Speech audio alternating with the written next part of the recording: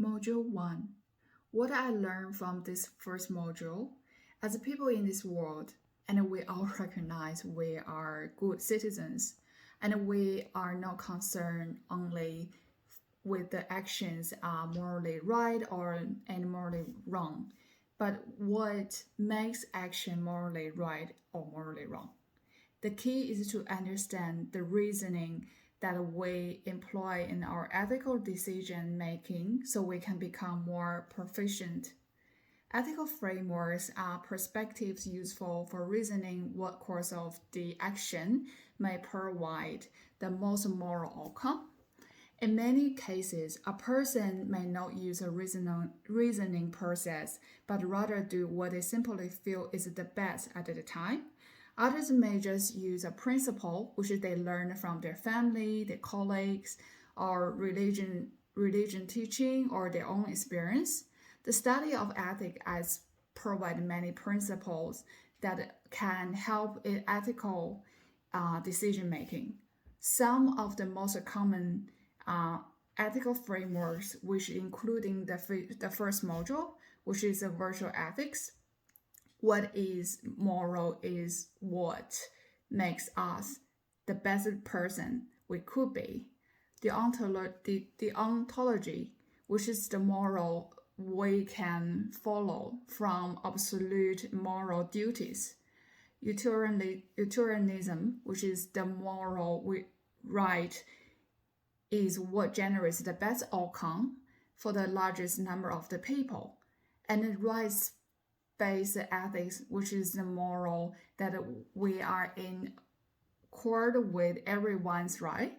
And the care-based ethics, which is the moral that promotes healthy relationships and the well-being of individuals and their interdependency. Module 2. Professional awareness. I think this concept is more related to self-awareness, which is really a good quality or character for most people should have. No matter what kind of industry you work for, it's always something you have to keep remind yourself what kind of situation, what industry you work for or you deal with. Especially for finance, we have such a high we should have such high standard when we deal with a client because we deal with money, which is really sensitive. But most of people sometimes they could lose the plot. So this is the reason why we have a code of ethics and a code of conduct. We have to follow the rules, follow the obligation to make sure everyone will be raise the bar and champ their client.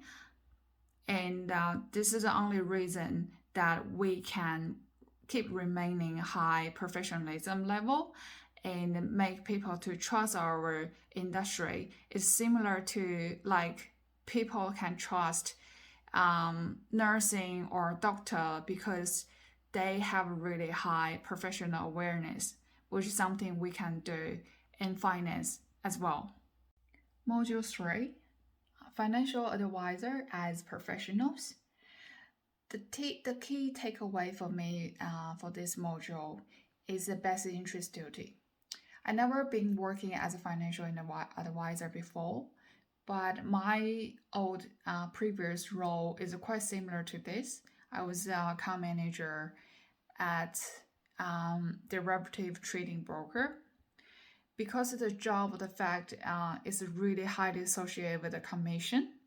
So I have been seeing so many account managers, they were jumping on the rules, even though we do have like RG146, which can provide general advice to the client, but we can't tailor, advice to the client. But still, I can tell there's so many cases they're trying to break the rules, and just because they want to get a client trade more and deposit more, which is there's so many conflict of interest get involved. This is the reason why I feel like consciously this is not right thing to do.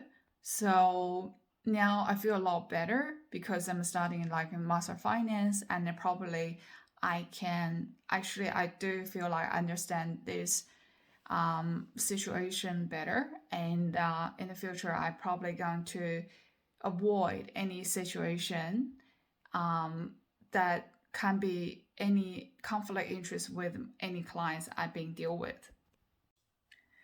um, Module 4, ethical decision making.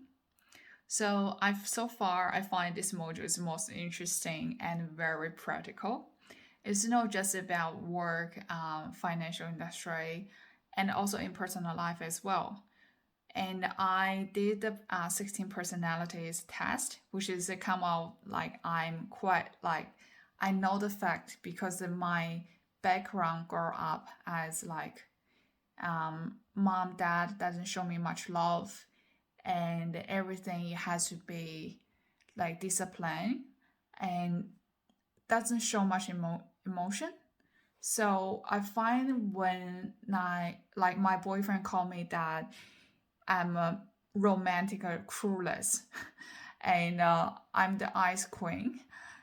It's sort of, I think that's my weakness at my job as well, because sometimes I can't feel my clients' emotion, even though I'm trying to show some like empathy and a sympathy, but it's just really hard for me to really put myself in the shoe. I can more understanding from the paperwork, from their account look like they might make some mistake, and I'm trying to analyze the problem with them and solve the problem. But for the client's emotion side, I'm not really good with it, and I believe actually this module give me a lot.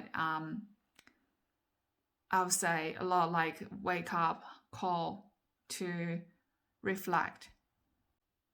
Module 5, communication and ethical relationship. What I find for this module is very practical, of course. As a financial advisor, like it's very important to have a good listening skill and also capture what's really client wants from the conversations. Be a good listener is the necessary skill set for a good financial advisor, and how to communicate with different clients in a different way is also very important. Some clients they can be really vulnerable, and some clients they could be really stubborn. They're quite like they want to get your want to hear your advice, but at the same time they're really stubborn. They don't think this is gonna be good. Or some clients they just like really passive, or they're over they're really high risk appetite. They just want to invest everything. They have high risk and with come along with a high return.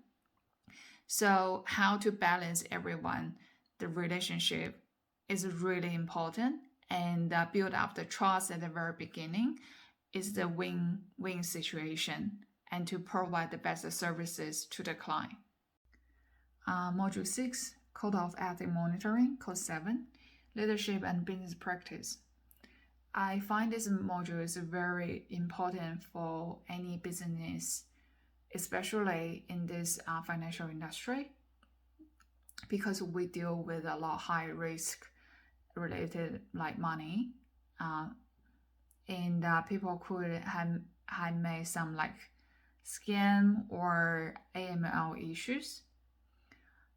The place I work for, we've been trained really well, and every month we have town hall meeting to make sure everyone, no matter what department you work for, but you have to understand what is the business key drivers and what's the 4 years plan,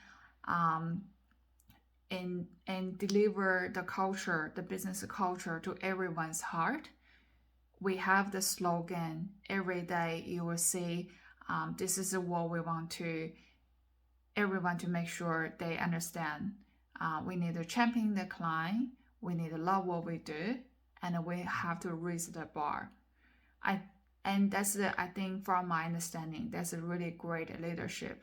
you help each other and you nourish each other, that if you treat it well and you know how it's gonna feel like, so you want to treat your client that way as well.